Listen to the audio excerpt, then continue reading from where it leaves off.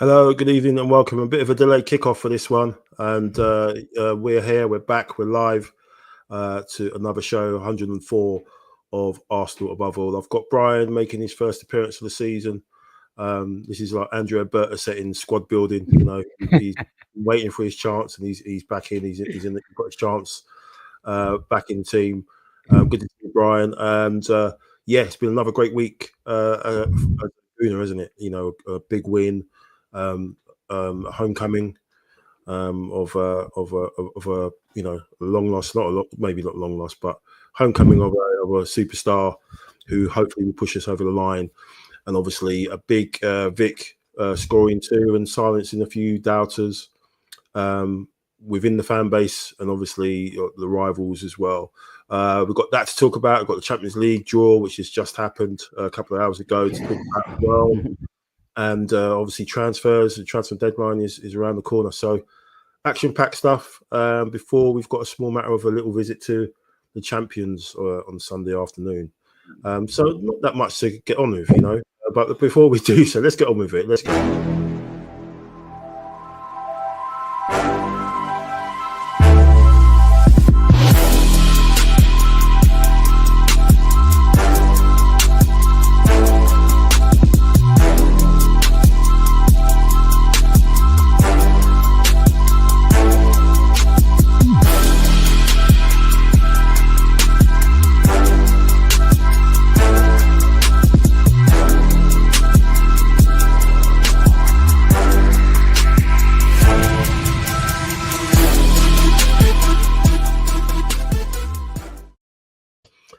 Good evening and welcome to the show. Brian, how you doing, man? It's been a long time since we last had a chat.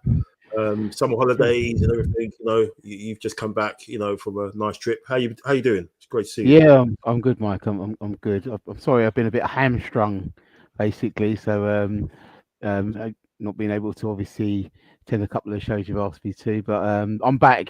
Yeah, I'm back to full fitness. We'll see. We'll give you 60 minutes before we get the subs on for you. But no, great to see you. Great to have you back. Obviously, we hope it's going to be a massive season for the club. The way we've been moving, obviously, off the field this summer, and obviously we've started the season pretty well. Obviously, with a 5-0 win against the Championship champions, weren't they? Leeds United last weekend.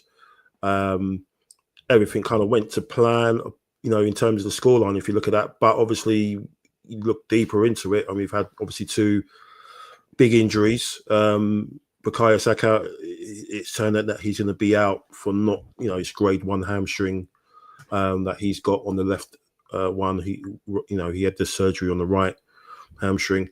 And it's kind of up in the air about Odegaard. There's a chance that he could play at the weekend in his 200th game. So it's a shame that he had to come off so early, Brian. But what was your thoughts just on that performance? Obviously, you know, encapsulate everything on how, you know, people were talking about the lineup and everything. And would Miles come back into the side after, you know, Calafiori's performance at Old Trafford? And obviously Victor Gyökeres as well. Obviously there were rumours, obviously maybe Havertz maybe coming in, but then obviously it broke earlier in the week that he had his injury.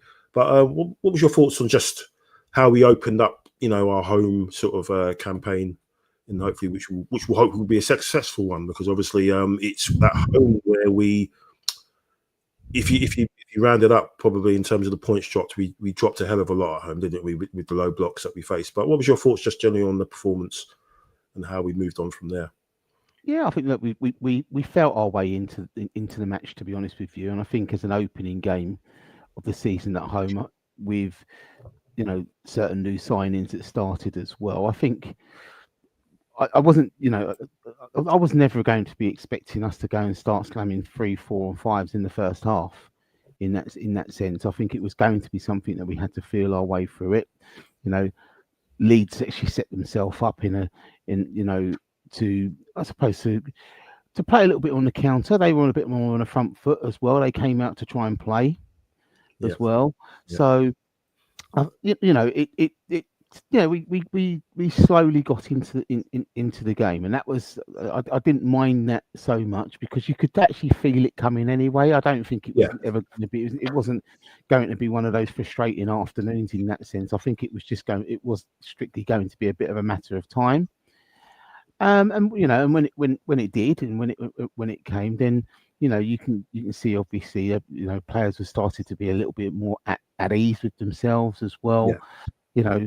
When you look in contrast against Manchester United, what you've got to think about in that game, if it's an away game at Old Trafford, first game of the season, new players involved. This time it's a home game, 60,000 people, the introduction of a certain new number 10, the atmosphere was going to be great. So it was always going to be that sort of, let's feel our way into it, feel our way into the game, and then, take the chances when they came. And obviously, the usual suspects came up, obviously, with the set pieces to kind of open it up. So, yeah, I was pleased enough. We did what we had to do against a newly promoted side, and that was the importance there. Yeah, absolutely. I mean, it was great that it was Timber. Obviously, he came, into the side, didn't he? Instead of Ben White, who again obviously picked up an injury, and we're not really sure what the issue is there, what the duration is going to be. So again, it's good that we're in this position where we've had these injuries, setbacks already, but we've got players on the bench and who can come in, and the level, hasn't dropped. In terms of the quality that people are producing on the pitch, but we'll get into that a little bit more. But I thought I agree with you. I thought a tricky opening game, against the side that did kind of have a low block, even though they did try to open us up on the which was kind of what we expected. I think Daniel Farke, even if he wanted to play a low block, he's not in his nature to kind of do that. And fair play to Leeds, they did come out. I think Daniel James had a couple of good runs against Calafiori, which is always the case, really, because he's so adventurous, from that left back side. But yeah, it was kind of a shame, obviously, what happened to Odegaard. But there's been a few questions about it, because obviously Ethan came on, and kind of, for me, the tempo of the game shifted, especially the way we were moving the ball a lot more quicker in the middle, especially from Zubimendi. He was getting the ball and, firing a lot more passes vertically to Ethan, who was kind of staying up a little bit higher. I think what we saw in the first half, what was a bit frustrating for me, was Odegaard was still dropping back quite deep to pick up the ball, picking up the ball sometimes alongside Zubimendi. And there was one instance where I think we had a corner, and it went back to Odegaard, and he could have swung it in, but instead he kind of turned and played it back, and then you heard a big groan from the crowd. It was really audible. It was like, just get the ball forward. And I have to say that I thought we played a lot more, with a lot more speed. There was a lot more tempo in our play when he came off. I don't know whether they say that captains are, these days are more a reflection of the manager, but I think it's almost like he's got that sort of side of him where he's really cautious and he doesn't want to really, let things go too much. What was your thoughts just on his performance and just how we changed, or did you see anything change, when he came off, in terms of how we moved the ball about a bit? Yeah, I was actually actually shouting at the TV, Mike, when in that particular scenario you just mentioned. I was literally shouting at the TV, and I just felt, you're right. I think I know. Look, he's the captain of the side, and he's kind of trying to lead from the front, lead the example, and stuff like that. But ultimately, he's still got a job to do in that particular role, which he's been asked to play, in and around, floating around that kind of 10 role per se. And we don't necessarily need Martin Odegaard trying to. We've got now a Mendy that will be able to, up the tempo where we need to up the tempo from deep lines. Martin Odegaard is more effective in a final third. So, but the problem, as you quite rightly said, Mike, is that it's the speed, it's kind of the cautiousness at times. I don't know. You said, is it a reflection basically from your manager through to the captain? It's quite possibly, because if you're allowed to go out there and ultimately just to go and express yourself, then we would probably be seeing the Martin Odegaard we probably saw a couple of seasons that have got into double figures with goals and then assists. Yeah. Mm-hmm. Yeah. So, I think he might have taken on the responsibility of the captaincy a little bit too much, which has ultimately then affected not just him, but actually in the team moving forward in final thirds. So, look, it's going to be interesting because I personally speaking, with the weekend ahead, and I will speak about that a bit later on. Yeah. If he's got this little injury at this moment in time with the shoulder, I wouldn't start him. With the cover is effectively there now. Yeah. Let's see how we go into these particular games with the squad that we have now, that we can ultimately make those sorts of changes. So, and we're going to need Martin Odegaard for the longer part of the season. So if there's anything nagging with that shoulder, and if he ends up going down again, and it ends up then being prolonged, then I probably wouldn't take the risk, and then certainly wouldn't take the risk with an international break coming up as well. Anyway, so he can rest if he needs to. I know he's in the squad for Norway's squad as well, isn't he? Yeah. But hopefully the club may have a quick, quiet word in the Norwegian FA's ear and say, look, I don't think he's necessarily up to scratch for playing. So. Let's see, but I think when Ethan, going along with Ethan, yes, much more progressive, and I didn't mind the mistakes that Ethan made because he did make one or two, but that's because he was taking more risks, wasn't it? Yeah, he was trying to make things happen. Yeah, probably. And you don't mind those risks in and around their final third. Yeah, because you've got one of the best defensive midfielders behind in the world behind you to try and sweep up, and you've got one of the best sixes or left eights, whatever you want to call them, Declan Rice to get back, and then behind them you've got the what a lot of people say is the best defensive unit in Europe as well. So why not take a few risks? You've got those guys behind you. Yeah, and it's ironic because at the end of the day, it was kind of his mistake led to Saka's goal. Yeah. Because he lost the ball, Zubimendi won it back. Timber put Saka through, and it's 2-0. But there's the progression. It was making things happen in that area, knowing that the fact that you've got the protection behind you that can pick up pieces as well when it breaks down, and then you're back on the front foot.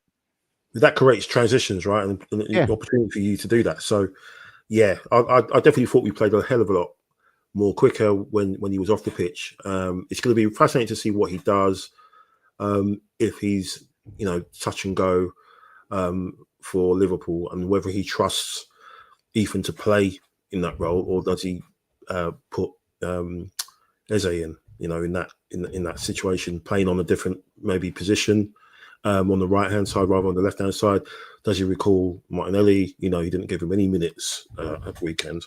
And a lot of people are talking about him possibly leaving, maybe Trossard as well, maybe one of the two of them, maybe both. I think it's going to be an interesting couple of days. What is it, 3 days and a bit left of the window. But what do we do with what would you do about Saka with his injury? Another hamstring injury. Some people have read that when you have a bad hamstring injury, the other side kind of compensates for it, takes on a bit of the load, and that might have been what's happened. It's been classed as a grade 1, so it's not the 3 I think which he had, which caused the surgery and everything. But isn't it great now that we're in a position that you've got the likes of Madueke, and and a 15-year-old kid who as your option. So again, I think what you were saying before about taking his time and bringing him back in. But what would you do in that regards? Would you just basically just not even consider him, until we've got Man City coming up, or in a month's time, just under a month's time? Is that what you kind of be penciling him in for? Especially, I think we've got the Champions League as well. I think just the week before that, I think it's going to probably be against Bayern Munich at home.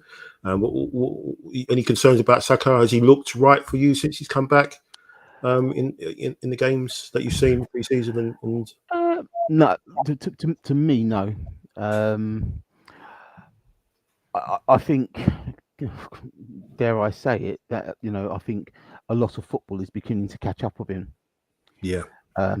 To be honest, when you look at the fact, obviously, with the hamstring that he was out for such a period of time, and now the other one has gone. Yes, granted, it's not as severe at this moment, but to me, it looks like there's a lot of football's caught up with Bukayo Saka at this moment, and I think he need the additions which have been put into the squad now allows the club to kind of nurse him back into a level of the injury and a level of sharpness, because ultimately he's going to have that competition to get back into the side, and that should be the driver for Bukayo Saka more than anything else. At the fact that he knows he's now got competition in front of him, and when you pick up an injury like that, there's a strong you're not automatically going to come back into the team, because effectively that's what we've done for the last 5 seasons probably with Bukayo Saka. Yeah. Mm-hmm. Yeah. He doesn't have that worry. So the club doesn't have that worry so much now. It will be just on Bukayo himself and getting things, getting fit after injury. But also making sure that the fact that he's ready to play when we need him, need him back at his best. At the end of the day, we don't need a Bukayo Saka that we've kind of had or we've seen through. Yes, granted, pre-season is pre-season, but certainly the first couple of games, of the season so far, he just looks, You want him to go past people, and it doesn't look like he wants to go past people. I don't know if that is just how teams have been set up against him. But to be honest with you, Bukayo Saka is more useful for us when he's playing slightly inside. He's not that touchline winger like what Max Dowden Dowman is like at this moment in time, where he will hog a touchline and take the defender on. Bukayo's not really like that. Playing that kind of inside channel is probably where he's most effective for us. Hence, again, where the goal basically come from. Yeah, it's going to be interesting because this is what this whole, the investment in the squad over the summer. This is what it's all boiled down to.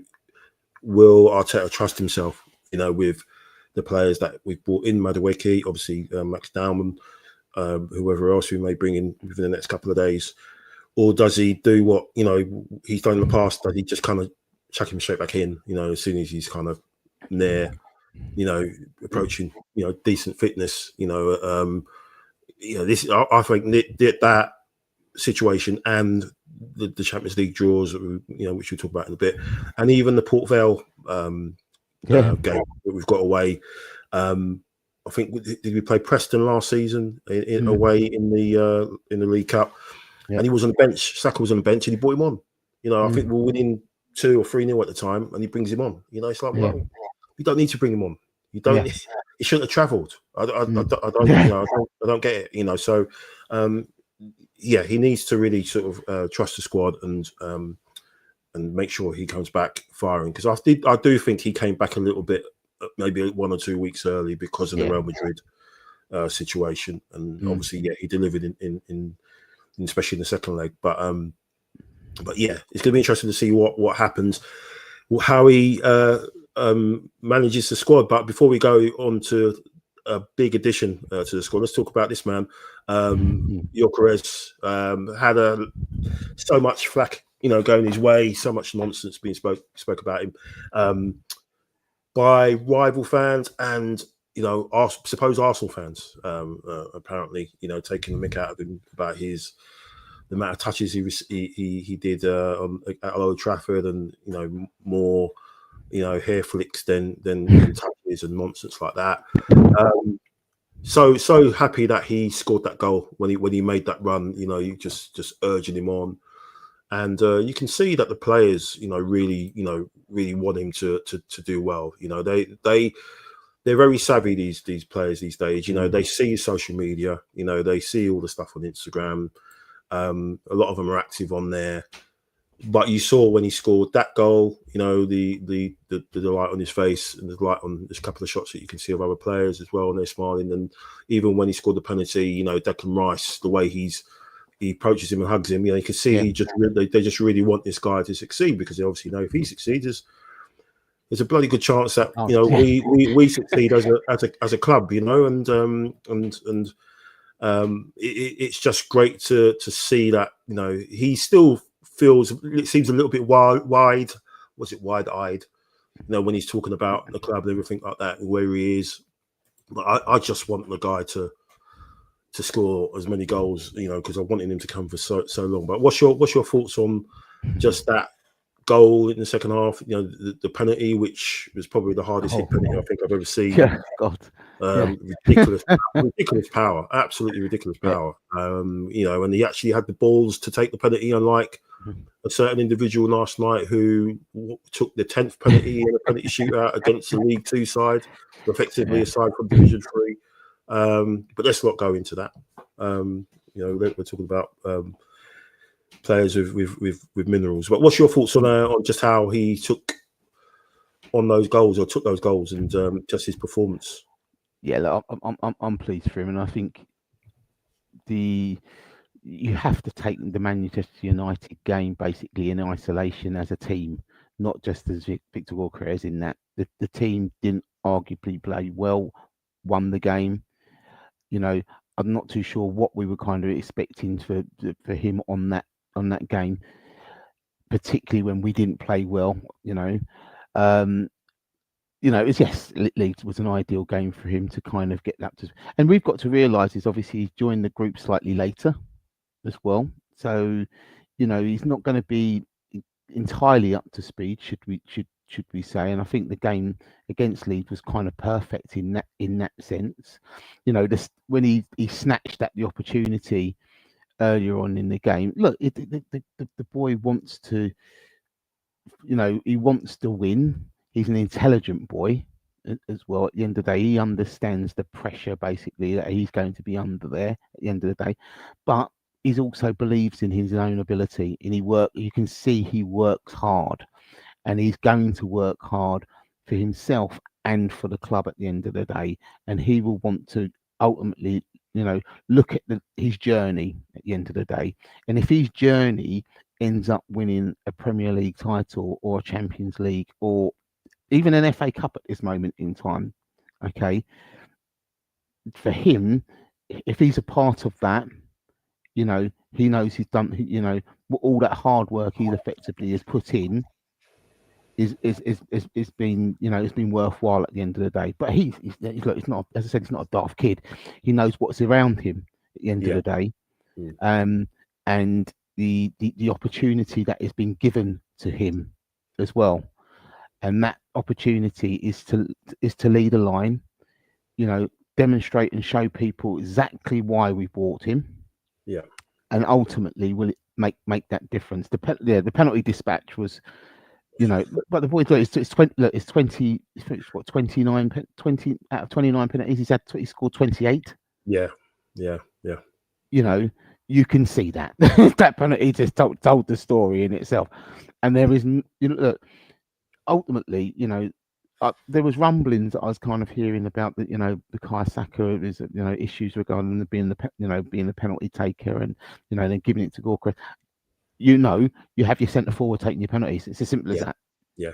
It's simple as it gets. Your centre forward takes your penalties. Okay, that's their bread and butter. That's what we win. Sometimes we'll win football matches from. Okay, when you look at it, who would have taken the penalty basically when we played Madrid if Gorka was with us then? Yeah. Goes without saying, doesn't it? Yeah. So look, there's no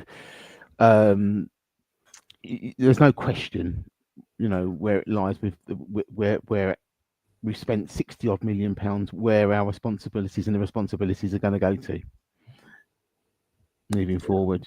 But yeah, look, I think what they've done and what Berta, I think Berta has got to take some credit in there is his understanding of what the market and the understanding of the individual players as well. As you said, there's a certain individual that where club was haggling over another probably £10 million for a 21-year-old actually, and we're seeing what's kind of happening at the moment. Didn't look like he wanted to be there yesterday. Yeah, in that game, but yeah, we haven't got to worry about it now. They've got him, and we've got Big Vic, and we've also got another big man, and that's Eberechi Eze. I don't think there's been a signing that has kind of, I think, as united the fan base that I've ever seen. Maybe Aubameyang, maybe because obviously he was a genuine sort of, prolific, proper striker. Maybe Declan Rice as well, even though there's still some people that are a bit wary of him, saying that he's technically not right up there. But when the first sort of inklings came out that we could get, Eze back to Arsenal, it was like, oh my God, this is the dream. And then obviously when it turned out that there's a chance that he could go to top Spurs, who's that? When there's a chance that we can go there, then it was like, we can't let him go there. And then obviously it dragged on. But the moment sort of Ornstein dropped the, his communication and everyone went crazy. I don't think I've smiled staring at my phone, for a long time. Obviously looking at my pictures of my kids and what have you. But I was watching everything. I was looking at the timelines, looking at Sky Sports News, and I was just smiling. And then I was looking at all the content of the top Spur fans, having meltdowns. I was smiling even more, laughing. And yeah, I've been away. I've been away for the family for a couple of days, and not really had a chance to take in all the content and everything. And I've watched all the content, the video, the interview with Ian Wright and what have you. And yeah, man, I think it's a good chance that this guy is probably going to be, he's my favourite Arsenal player already. He hasn't even kicked the ball for us. I said that to you. He's not kicked the ball for us, man, and I think he's my favourite Arsenal fan already. Just the way he's exuding the joy, and you can see in his eyes that he realises the opportunity he's got. He's 27 years old. He's been through it, obviously, after getting the released and then got, playing, working his way back up, at Reading, and then obviously going up to QPR and then Palace and what we did there. And yeah, he was always a player that, I think we've had conversations before, whenever we've come up against him, you're always like, oh, yeah, he's dangerous. And, he's going to do something against us. And he's played well against us a few times, scored against us a couple of times as well. What's your thoughts, man? I mean, just, feel free to go as long as you want, man, because I mean, what's your thoughts on the signing? What does it mean to the squad? Is this the final piece? Do you think there's another maybe role that we need to maybe fill out? People talk about left wing, but what's your thoughts on just what his arrival will do for the squad, because it's going to go. It's going to bleed into the Champions League as well, which we'll talk about in a minute. Yeah. A lot of people are saying Champions League, oh, it's a tough draw, but I'm looking at it thinking the squad that we, if I'm looking at that draw with the squad that we had last season, yeah, I'll be worried. Yeah, I'm not worried. yeah. I'm not worried at all about that draw. I'm not. They're worried about us. I'm not worried Yeah. about those teams at all because of the squad that we've got. But what's your thoughts on Eze and just the whole announcement, everything, and how he's been received? well, you probably know anyway. I think I was depressed for I didn't get much sleep for about 2 weeks when I was hearing that he could go down the road. And I'm literally saying I lost sleep over it.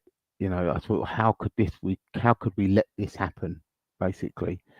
And then when even when the fact is that nothing was signed and it was going on and on and on, and I still thought he can't be going. And then look, if the fortune came through via the Havertz injury, okay, well, so be it. But really, it shouldn't have taken that as a guideline for us to go. We'd been talking to him anyway at the beginning of the summer anyway, so I'm not too sure why we kind of did it. I don't know if we were just playing with the people down the road or not, or what.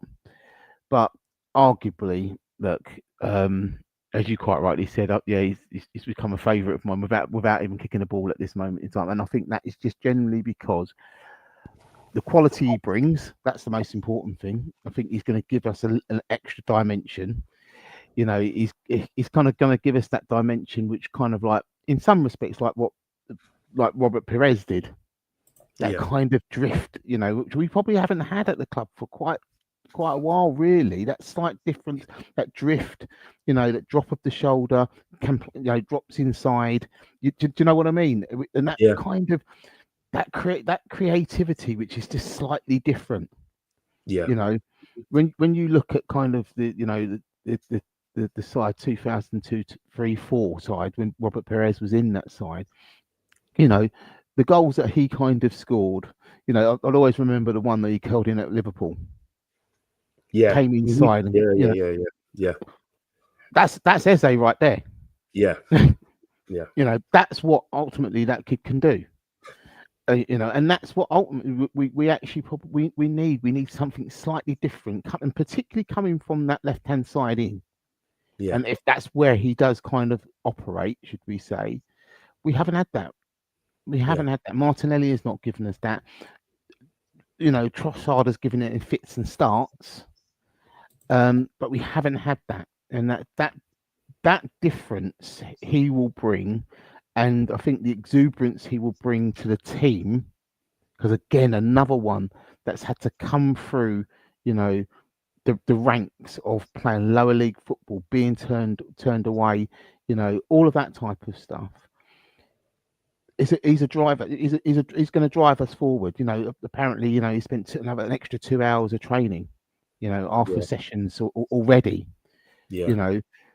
If that doesn't show his willingness, why he wants to be there and why he wants to win for the club and do everything he feasibly possibly can for us to win things, he is the ultimate shining example. I love the kid already at the end of the day, and it's just because of ultimately just at the moment his personality. But when we see him on the pitch, we'll be just, they'll be crying out for him, and songs. There'll be songs for him, even more so on the terraces. So I can't wait. I really hope that he starts at the weekend. I really do hope. Yeah, we're gonna talk about that in a bit. Fingers crossed. Everyone gets through, obviously, the next couple of days, without any problems. Aldrin says, have they briefed about the injuries? I think the club released a statement about Kai about a few minutes ago, just saying that he's had to have a procedure on the advice of the medics, and hopefully he'll be back, back soon. Again, they haven't mentioned anything about Odegaard really, but obviously we know with Saka he's had a grade 1 tear on his left hamstring. And Geeks Nick, who was on the show last time. Thanks very much, Big Mike. I hope you're happy and healthy. Please thanks, mate. Really appreciate and everyone watching. Let's say in terms of transfers, obviously the incomings have been amazing. The numbers, I don't think we've seen anything like it in our time. And we've now got a really top squad, really one of the best squads I think I can remember. Probably the strongest squad since 03-04, as you mentioned, and the likes of Eze. I think when we lost to Bayern Munich in the Champions League, we lost them in the quarterfinals a few seasons ago. I think that some of the stuff that came out was that Arsenal needed someone in that final third with a bit of X factor, and I think that's what you're kind of touching on. It's taken us a while to get him, but he is that person who can carry the ball, and beat low blocks, but he can also just smash one, from outside and do something off the cuff. And I think that we've missed that. You're right, we've missed that. In Arteta's sort of evolution of his team, and now we've got this guy here, and you back that up with Ethan and someone like Dowman as well, and Noni Madueke. All of a sudden, we've got attacking talent there that you kind of can just beat people for fun and play off the cuff and everything. And I think that's going to be the difference. One of the struggles that we had last season in making those low blocks. A couple of Nick, here's trying to just make you smile. Genuine fan that's joined the club. Yeah. Every Gooner can identify with that. So excited to see him play. Yeah, absolutely. Yeah. This is the mission. Yeah, absolutely right. I think people say obviously there's no excuses for Arteta now. But I think it's a context. People say if he doesn't win anything, if he doesn't win a trophy, he needs to go, or if he doesn't win the league, he needs to go. Well, what if you finish second on 96 points? Liverpool. Yeah. Do you sack him then? There's always context. If you finish 10, 13, what was it, 13 points, we finished behind them again this last season. If that happens again, then you have a different conversation. Yeah. So you've got to take things into context. But yeah, the hope is obviously that we win one of the majors or two. Or Neil would say, he's in the chat, he would say all four. So we know one of the trips is to Port Vale. So I expect the squad that we've built up, we should have enough to take care of them. And if we needed a reminder of how tricky it is to play against lower league opposition, we only got to watch what happened last night with the mighty Man United. But obviously today we had the big boy draw of the Champions League. And what's your thoughts on the lineup? Obviously we've got all the teams there, all the English teams, and obviously there's a particular team that's got quite a more easier draw than the rest, which is a bit strange. Yeah, but that's just how it lands. But what's your thoughts on just how that lines up? Because the way it starts is obviously we're going to be starting with Bayern Munich, but just need to find out what the date is and everything. But I think it will be played as they are, because it's like home and away, home away, rather than sorting that out. But what's your thoughts on the draw, Brian? And you think this is going to be the year that we go one step further? It's a tough draw, but as we've said regarding to the squad in itself, people are probably going to fear us just as much. Where usually we would look at a draw 2, 3, 4 seasons ago and looked at that draw and thought, "Oh, this is a bit dicey with the squad that we had at those sorts of times." But yeah, people are going to be fearing us. I think it's good that we've that the likes of the Bayern game is at the Emirates as well, and the Madrid game as well. I wouldn't.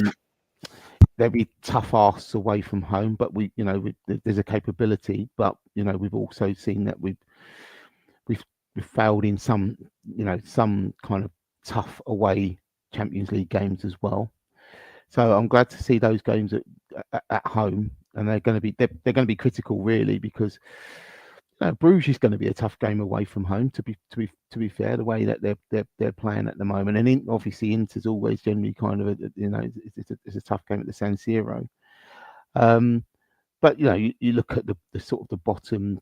When you look at the sort of the Olympiacos, the Prague game, the Carrot game, and the Bilbao games, we should be picking up maximum points in all of those 4 games anyway. And then, the Yeah, Madrid the Madrid game and the Munich games are the ones you avoid defeat. yeah, yeah. Yeah, it's good that we've got those 2 at home as well. I think that's going to play a part. Bayern, obviously, very good going forward, as we know who they've got up there. But I think defensively we can get at them. And Atletico Madrid, I think there's been they've had a busy summer, I think, and there's what we're hearing rumours a bit of pressure on Simeone as well. Maybe a bit of a fallout with him and Alvarez as well, possibly. And obviously, Inter have got a new manager. They haven't got Inzaghi there anymore. But yeah, we lost to them last year. We probably deserved to get a draw out of that. I think we created a lot of chances. We just didn't have anyone to finish. So this time around, we have. Hopefully, he'll be there. And I think in the Champions League, you get a little bit more space, which will help him as well. But you're right. I think the games on the other side of those top 3, I think we should be looking at maximum. Club Brugge, I think they gave Villa a bit of a run around as well last season. I can remember as well. So be tricky. But if we go there with the right attitude, I think we should have absolutely no problems getting through to the latter stages. It's just so you want to get through to the automatic, the top 8, don't you? And then leave the other nonsense like last year when City had to play Real Madrid in that sort of playoff round, which was insane. And then Nick's sort of saying what we are in due to the window. I think particularly in the CL, nobody will relish facing us. Also, I think predicting our formation and tactical approach. Yeah, will be difficult for the opposition. Yeah, this is like I was saying, key that this will prove how much Arteta trusts the squad now. With what he's got. Because I think the Bayern game comes before the City game. I think we've got Bayern, and then we've got City, or it's the other way around. So you kind of, what do you do? Is he going to go strong in both, which you imagine he will do? But I'm sure there'll be maybe 1 or 2 bits of rotation. But I'm looking forward to that. I am looking forward to that. I do like the format. I'm not just saying that because we got far last year, but I think it is a good way of doing it. I think sometimes playing 2 teams twice, home and away, especially when you battered one of them, you kind of know what's going to happen at the second leg. But no, I'm confident that we're going to do well and get through to the latter stages in the top 8 again. That's basically what you got to aim for. Well, I think Mike. I think what it does, this format and the way how it pans out actually does set you up for the knockout stages, because that's where the big games really will start to kick in the knockout phase anyway. So you're kind of battle hardened already through that group stage. Yeah. To be ready for knockout football, the expectations where the pressure is going to be is going to be ramped up. The pressure is enough to just try and get into the top 8 anyway. Yeah, automatic. And then trying to avoid kind of playoff situations and stuff like that. So the pressure's already there, but it sets you up if you get through that stage to actually, be able to try and see if you can navigate yourself through. Through the knockout stages. And that probably didn't pan out greatly for Liverpool last season, for argument's sake. But it's a new format. And it could be slightly different this time round. But it certainly made us a bit more, to get to a semi-final. It made us a lot more battle hardened to get that far. Yeah.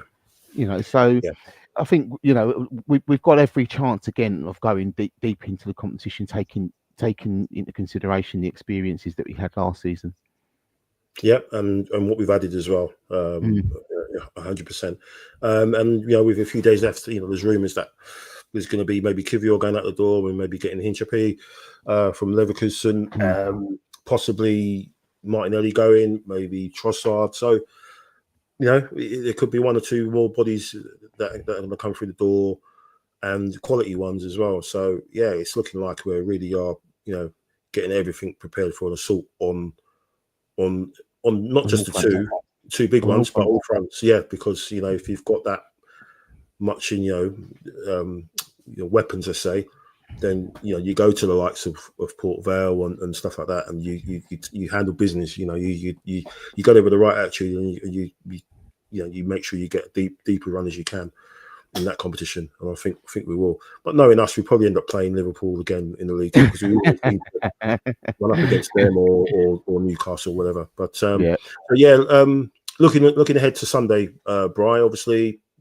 how are you feeling about that? Are you feeling confident going into that, or you saw the game on Monday night, and how they sort of chucked away a 2-goal lead against 10 men, and defensively they look really sort of shaky. But they'll turn up. They always turn up against us, and the game against Liverpool, I think, is the highest scoring game in Premier League history. I think it's either our game against them or our game against Tottenham. I think is the highest scoring game. But what's your thoughts on that? And would you think he'll trust maybe Ethan to start there, or do you think he'll try and get Odegaard back in? I've got a feeling he will probably go with Odegaard. I think just experience more than anything else. I think that the changes, it will be not changes per se. It's kind of going to be on our left hand side actually going forward. Who actually starts there? Because I think Madueke, to be fair, he was much better on the right hand side. And I think with Kirkes as the left back there, we need to put him under a little bit of pressure. Put it to on stop him, those runs, to have something to think about going in the opposite direction. So it's going to be kind of, I think who will start on the left of the three if we play within that three, I think is the key one. And I don't know, does he have the confidence of possibly putting Martinelli there? Would he feel, why not just get Eze on the pitch and get him to do a job in there? That will be, but again, a lot of this could be obviously dictated in the round of obviously if Martin Odegaard is fit. There's a couple of dilemmas in there, but as in the game, look, we don't have anything to fear. We don't have anything to fear from the. I know they went on and won the title, but I think we kind of. I think a lot of people say they went on and won the title last year. I think we ended up losing the title from the amount of draws that we had. Yeah, it's crazy. Was it 14 draws? Yeah. So I've said to you this before. I think it's not beginning to show, but I think it's kind of demonstrated is that Liverpool are not as this massive force upon what people generally think that they are. To concede, Newcastle we know is a difficult place to go, but at the end of the day, as champions and you're 2-0 up in a game against 10 men, you wouldn't have seen a City side of 2, 3, 4 years ago go there and concede 2 against the side of 10 men. They would have made them suffer. Yeah, we would kill the game. Yeah, they would have made them suffer. So it shows to me is that they're not as this force upon what they think that they generally are at this moment. And they could turn up on Sunday and give us a hiding, but then again we could do exactly the same thing. Mm-hmm. So look, it's always a difficult game to call. It's always a crazy one. Yeah, and now when you look at possibly how the two sides, the formations, the players in those particular positions, it could end up a game of chess for all we know. Yeah, and it could end up being a stale 0-0 or 1-1. Not many chances, but the chances that it took, were taken. It could be one of those games. I'll be surprised. I'll be surprised if we see a massive goal fest. That's one thing. Not with our defence. their defence, a lot of that will be dependent upon how we are in transition when we get forward, and how we make them pay. And that's where I say that's why an Eze should play. Yeah, If it's going to work out like that, 100%. I think Eze's got to start. Probably start him on the left hand side, but if Arteta's a bit, risk averse, he's going to probably want someone who maybe does a little bit of work there on, But as Neil said, Nick said earlier, you will play Eze up against their right back, makeshift right back. I don't know whether that's going to be Szoboszlai again or Bradley. And he struggled when he came on the other day against Newcastle. Picked up a quick yellow. And thanks again for your comment, mate. Even though I feel Eze can cause him a lot of problems. Yeah, he opens up space for others to got to play him. Yeah, I would play him. I would start him. He'd want to. He scored last season against them, I think. When they won the league, I think did they draw? I think they drew 1-1 or something like that. I think he did score the opening goal, and then I think they equalised Liverpool. I can't remember if they equalised, if they drew 1, but he scored. Yeah, he scored. He's a big game player, So you can see him, waiting for to put on that shirt for the first time, and in front of the cameras and everything, and putting a performance on. And I think you're right. This is effectively a Champions League level game, isn't it? This is what you're going to be up against, and this is the type of game where you want a player like Eze, who's that X factor type player in the last third who can do something out of nothing and just get the opposition on the back foot.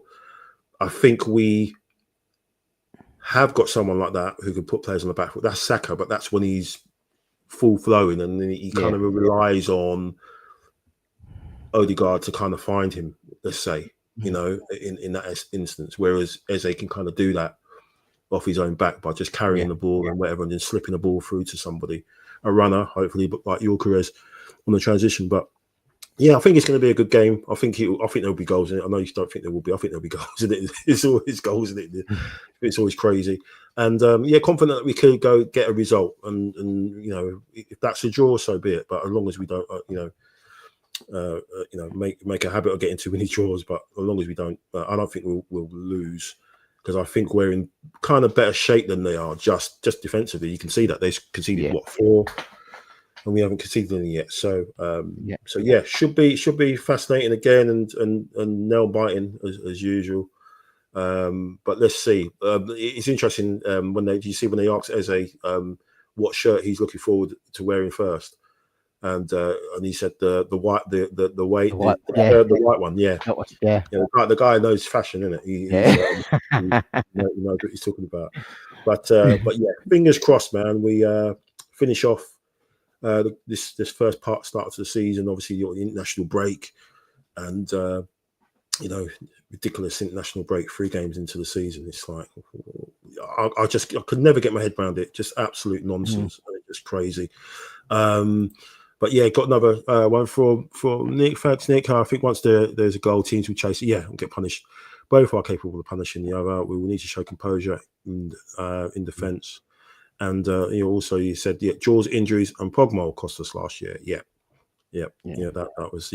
But if we can just turn half of those draws into wins this season, we just need someone who can turn the losses into draws and the draws into wins, and we'll be all right. And we've got someone up there, I think, that can make the difference as long as he's fed. You've got to think the goals that Gyökeres scored yesterday. Not yesterday, Saturday. One he did off his own back, really. I know it was a good kind of ball into space from Calafiori, but it was kind of off his own back in the way he scored that goal, and the other one was a penalty. So we're still not giving him free chances a game, 3 open play chances a game, which is what you need to give someone like that. You need to, because even if he doesn't score them, there's situations where that ball's ricocheting off, keeper saving it, and then someone's getting a tap in, or he's coming off a defender and going in. So we need to feed him. But he's only played 1 90-minute game of football for Arsenal, so it's going to come. I think Madueke and Eze will be ultimately the feeders in that sense. And you can see parts of that with Eberechi Eze.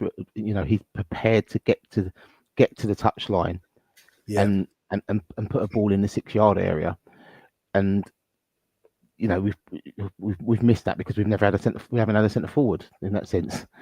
You know, so we've got to bylines, but never fed anybody in that sense because there was no one to feed. But there is now, and we've got someone who is a bit more, I would say, probably a bit more direct. Of getting to a byline. So look, I think moving forward, I think look, the first 6 games of this season, you know, when the fixture list came out, it was, you know, most people were turning around saying it was a defining part of our season at the end of the day, those first 6 games in that sense from who we were playing. And it is defining, but it's defining. It'll be defining for others just as much as ourselves, because look, we get a scrappy 1-0 win at Old Trafford, but we, you know, clean sheet, did what we had to. You know, we, you know, tore Leeds apart, which we should do as a newly promoted side anyway. You know, so we've had contrasts in matches. So it's kind of like we know what to expect now when we go to Liverpool. We're going to kind of expect in the hostile, you know, environment, like to a certain degree at an Old Trafford, and you're going to have to be at your best. Yeah. You know, particularly, you know, arguably defensively, yes, you're going to have to be at your best. You know, so I think it's going to be difficult. Yes, the next few games are defining, but not, I would say, more defining for others just as much as it is for us, because City doesn't want to necessarily play us at home after giving them a spanking the last time that they were at the Emirates. Do you know what I mean? So they're not necessarily looking forward to coming to us, and I don't think even with their squad is not even that improved. Yeah. Considering to what it was last season in that sense. So, you know, they're not looking forward to coming back to the Emirates as much as they want to try and have a revenge mission. Then you know, some of those players didn't play last season in that game, and I don't think the quality that they necessarily have brought in is necessarily that much better at this moment in time than what went there last season when we spanked them. So, you know, they're not looking forward. You know, the Newcastle game is always going to be. We know what that's going to be like. You know, and you know the game with Forest. Look, you know, they're always going to give us a game, but then, you know, that is the ones where you've got to just turn around and say that, you know, those are the games you've got to win leagues.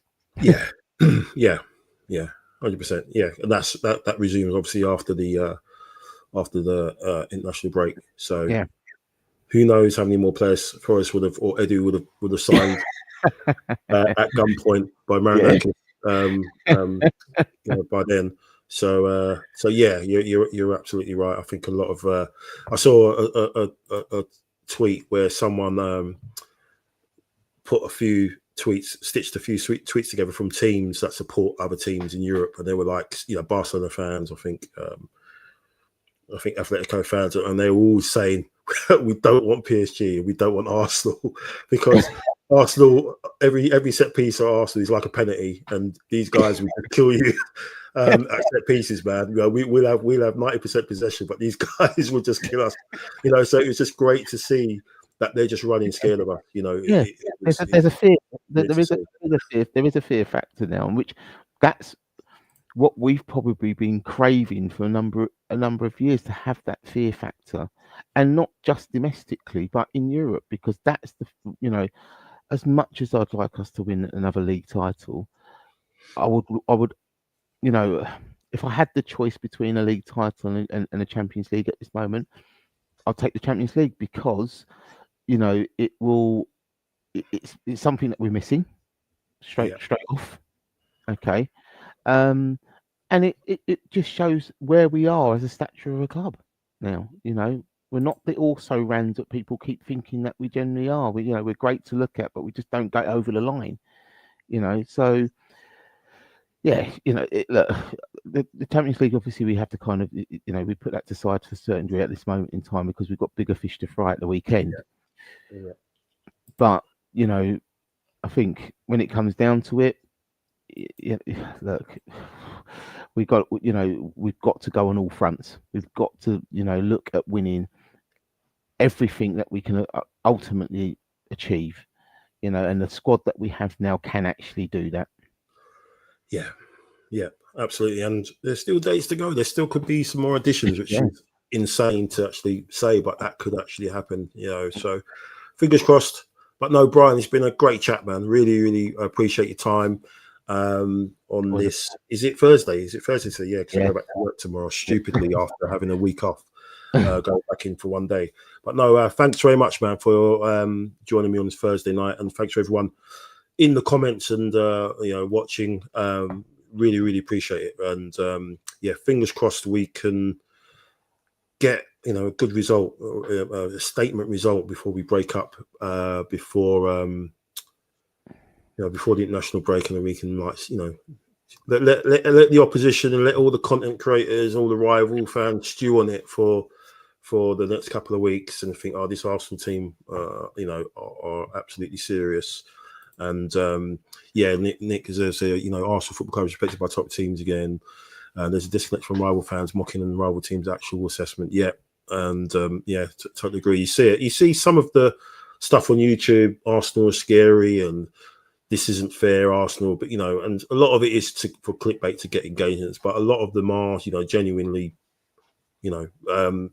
scared of us and what we've assembled, the squad we've assembled, and you got to tip the hat to KSE for backing Andrea Berta. You got to, respect to Berta what he's done.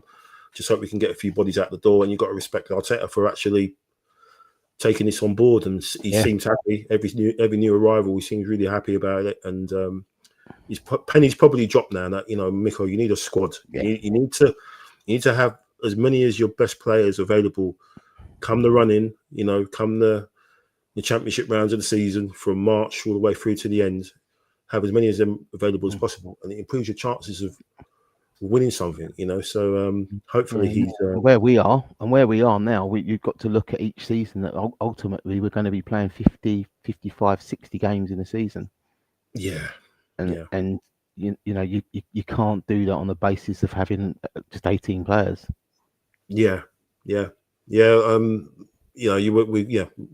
Basically, United. I think Man United could, end up, if they get knocked out of the FA Cup, they could end up playing 40 games a season. What a difference. It shows you how crazy things are.